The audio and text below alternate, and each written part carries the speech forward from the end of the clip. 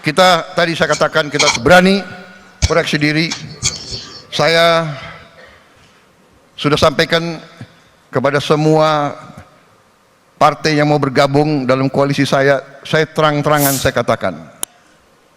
Semua ketua umum, semua perwakilan saya katakan, saudara-saudara, jangan menugaskan menteri-menteri yang saudara tunjuk di pemerintah yang akan saya pimpin, jangan saudara tugaskan untuk cari uang dari APBN, APBD. Zamannya sekarang susah. Ini zaman digital, ini zaman teknologi, ini zaman pengamatan sangat cepat. Tinggal menghitung hari ya, teman-teman. Tapi kita mengakui pelantikan Pak Prabowo kita dengan cara yang halal, dengan cara yang baik, kita mengerti Republik setiap institusi, estafet setiap organisasi, setiap partai politik pasti Bapak Joko perlu Widodo, uang, guys, ya. pasti perlu sumber daya. Ini terbuka saja kita. Mari kita kelola kekayaan kita sehingga kita bisa mendukung semua institusi dengan baik.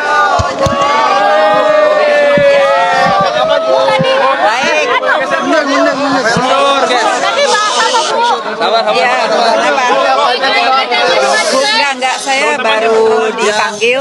Bu, tolong lihat kamera. Ya. Hari ini saya baru dipanggil oleh Pak Teddy untuk bertemu dengan Pak Presiden, Pak Prabowo. Ya, semoga saya bisa melayani masyarakat untuk kedepannya. Tapi untuk semuanya saya masih menunggu Pak Presiden yang mengumumkan. Tapi tadi pembahasan tentang apa, Bu? Pembahasannya apa? Ya, beliau ya, maksudnya bersama-sama kita membantu ya untuk masyarakat, ibu-ibu, anak-anak. Jadi saya bilang iya siap Pak. Jadi untuk pengumuman ya nanti tunggu dari Pak Presiden. Berarti besok pembekalan dong, Bu. Ya. Besok kalau Ibu disebutnya jadi wamen, Bu. Kemudian ada informasi yang hari ini dipanggil jadi calon menteri. Berarti ini Ibu jadi naik ya, Bu, dari calon wamen jadi calon menteri ya, Bu? Nunggu dari Pak. Saya adalah profesor dan guru besar dan research chair di Tsinghua University, Beijing, China. Tentu saja saya orang Indonesia asli.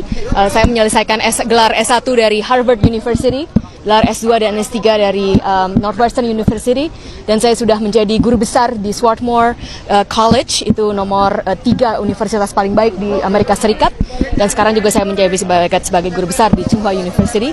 Saya adalah ilmuwan bidang cognitive science. Cognitive science adalah mempelajari tentang bagaimana kita berpikir, jadi tentang otak dan tentang cara pikiran yang memasukkan manusia dan juga hewan dan juga artificial intelligence. Jadi ilmu saya adalah interdisiplinary.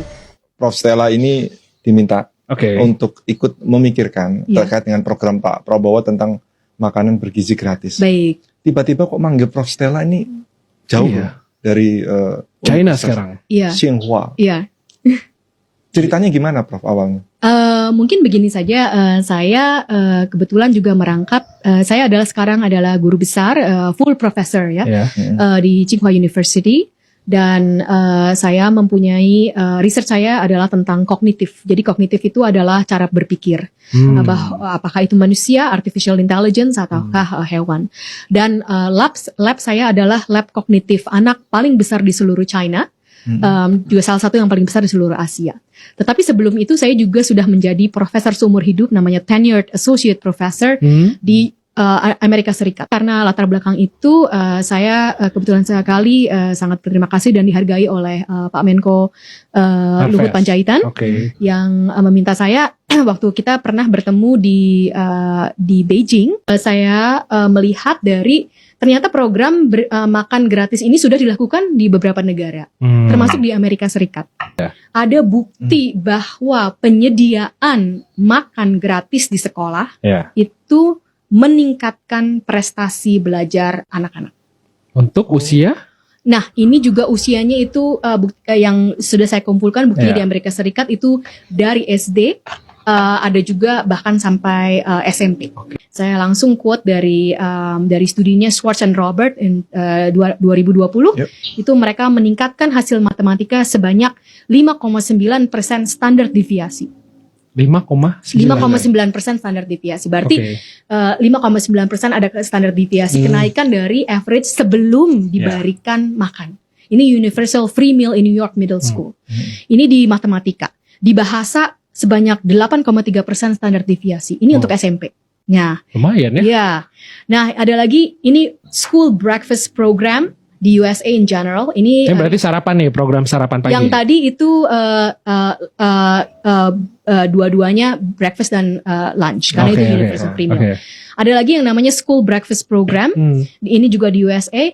Ini dilakukan research oleh peneliti namanya Frisvold tahun 2015. Ini papernya bisa dilihat. Ini menaikkan hasil matematika TK dan SD sebanyak 23%. Wow. Kalau ada makanan, anak-anak lebih mau datang ke sekolah. Jadi dari segi absensi, absensi itu meningkat. Tentu saja kalau orangnya hadir daripada tidak hadir, prestasi jauh lebih baik kalau hadir daripada tidak hadir. Dari itu satu mekanisme adalah absensi. Mekanisme kedua adalah konsentrasi. Kalau kita belajar kan perlu konsentrasi ya. Kalau misalnya perutnya lapar itu pasti ntar mikirnya kemana-mana gitu kan. Dari kalori yang kita asumsi dari yang kita makan itu 20%-nya itu dipakai untuk kinerja otak. Banyak kan? 20%. Berarti kalau misalnya kita kekurangan asumsi, berarti kinerja otaknya akan juga melemah dan berkurang. Acara gampangnya bisa tentu saja kalau perut kosong susah nih mikir, ya kan? Nah itulah kenapa kalau makan paginya tersedia, pertama udah lebih semangat datang ke sekolah. Pasti. Pagi-pagi nih udah datang, jadi nggak takut nggak kebagian.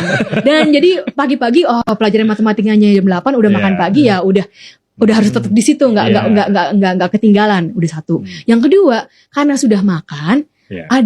Ada jauh kemungkinan adalah dia bisa lebih konsentrasi. Tentu saja tidak menjamin 100% ya, tapi ada kemungkinan itu. Nah, itulah dua mekanisme yang terjadi dari situ. Iya. Iya. Saya boleh maju sedikit? Maju sedikit Mas. Wartawannya mundur kalau Mas saya mau maju.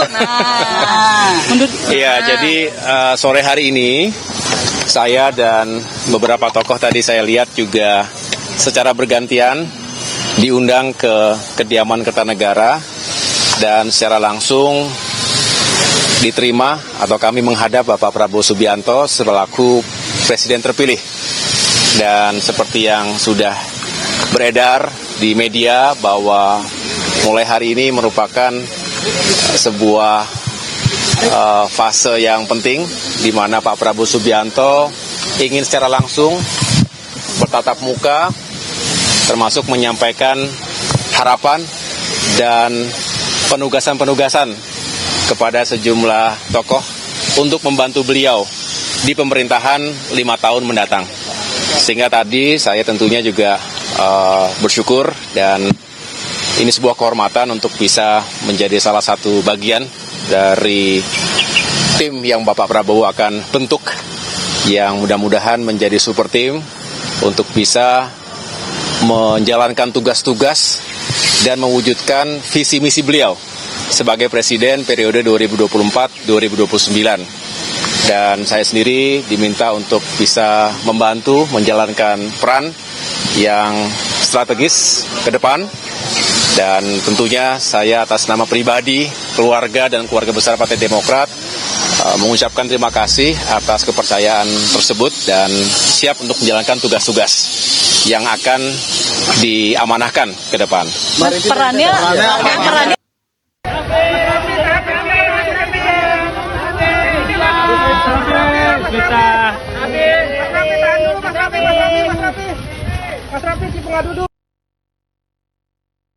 Saya dipanggil sama Bapak Presiden terpilih, Bapak Prabowo, untuk membantu beliau pastinya untuk membantu negara dalam bidang yang saya kuasai.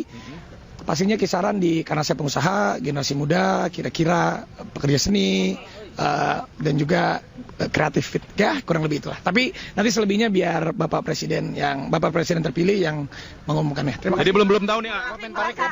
Jadi belum tahu nih, A. Mendadak tadi di telepon minta datang ke sini bertemu dengan Pak Presiden ya, Pak Prabowo ya, yang terpilih. Ya berbincang-bincang lah mengenai soal bagaimana perkembangan hukum di negara ini. Beliau meminta bahwa agar saya juga memberikan perhatian khusus bagaimana agar negara kita ini baik, ya, perkembangan di mengenai hakim juga dibilangnya supaya diperhatikan gitu ya, dan banyak hal lagi yang lain saya kira ya. Jadi nanti ya mungkin bapak-bapak, ibu-ibu bisa tanya Pak Presiden lah ya. Tadi Menteri Hadi Omar dong Pak di dalam ya? Oh iya ada ketemu ya. Ya, baik, assalamualaikum warahmatullahi wabarakatuh. Apa kabar teman-teman sekalian? Saya harapkan kita semua baik-baik saja ya. Semoga hari ini jauh lebih baik daripada hari kemarin ya teman-teman. Ya, deretan sejumlah nama ya dipanggil Bapak Prabowo guys ya. Dipanggil Bapak Prabowo untuk mengisi posisi di kabinetnya, seperti itu mungkin teman-teman. Karena ini di beberapa kalangan yang dari kalangan profesional, teknokrat juga, dan juga politisi, tokoh-tokoh yang kemarin sempat menjadi rival politiknya beliau gitu ya teman-teman ya. Kita lihat ada Raffi Ahmad, ada juga Giring terlihat ya, kemudian ada juga Mbak Vero ya, istri dari mantan istri dari Pak Ahok ya, kemudian Bu Stella ya, seorang profesor ya, guru-guru besar ya, yang ada di Cina itu teman-teman ya, kemudian beberapa tokoh-tokoh yang lainnya teman-teman. Ini bakalan seru. Tapi bagaimana dengan Anies, kita juga nggak tahu Anies mau dimasukkan dalam kabinetnya Pak Prabowo Gibran atau enggak. Oke baik ya teman-teman, jangan lupa di follow ya, jangan lupa di follow, di subscribe, di like, di komen juga teman-teman, juga lupa di share juga ya teman-teman. Sampai jumpa pada video saya selanjutnya. Assalamualaikum warahmatullahi wabarakatuh.